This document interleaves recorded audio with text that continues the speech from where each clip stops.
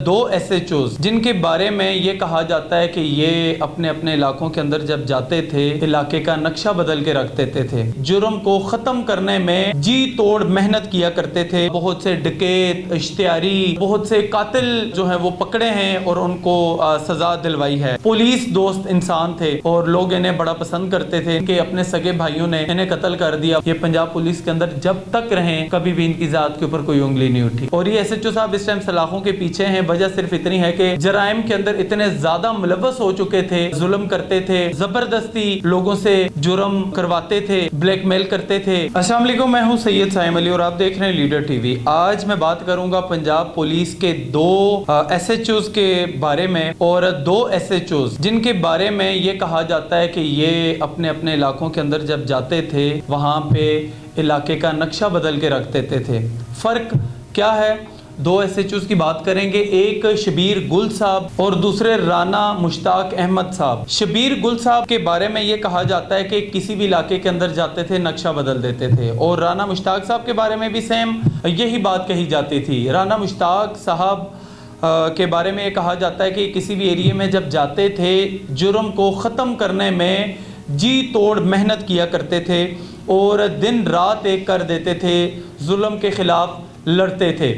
और इनके मुख्तलिफ बहुत अच्छे और बेहतरीन कारनामे मौजूद हैं जिसके अंदर इन्होंने बहुत से डकैत, इश्तियारी और बहुत से कातिल जो हैं वो पकड़े हैं और उनको सज़ा दिलवाई है। इन्होंने एक अपना खूबसूरत किरदार अदा किया है और उसके अलावा इनके लोगों के साथ बहुत अच्छे दोस्ताना तल्कात थे। किसी भी जगह जाते थे ये नहीं पता चलता था कि ये कोई SHO है, ये एक आम इंसान है। कोई उस तरह से इनका एक सिस्टम नहीं था जिस तरह आजकल के दौर के अंदर SHO किसी भी इलाके में जाता है, चौधरी बना फिरता है। ये बड़े खूबसूरत और बड़े दोस्त, पुलिस दोस्त इंसान थे और लोग इन्हें बड़ा पसंद करते थे, इनके पास बैठना पसंद करते थे और ये लोगों के साथ बड़े घुल मिल कर अपनी ज़िंदगी गुजारते थे।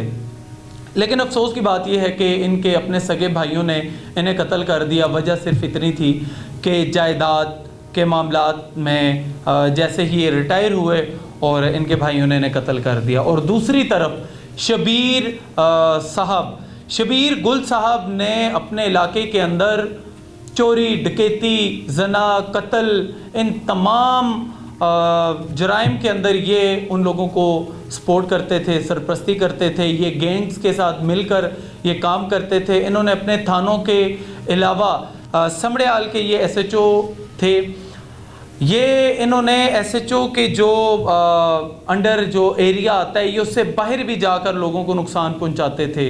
ये जराइम के अंदर इतने ज़्यादा मुलव्वस हो चुके थे कि आखिर कहते हैं कि जुल्म एक न एक दिन ख़त्म ज़रूर होता है। और ये SHO साहब इस टाइम सलाखों के पीछे हैं। वजह सिर्फ इतनी है कि जुल्म करते थे और ज़बरदस्ती लोगों से जुर्म करवाते थे, ब्लैकमेल करते थे और इनकी बहुत ज़्यादा दास्तानें समड़ियाल की सारी आवाम जानती है ये किस तरह का जुल्म आवाम के साथ करते थे। लोगों को पकड़ते थे, ज़बरदस्ती उनसे जराइम उनसे मनवाते थे।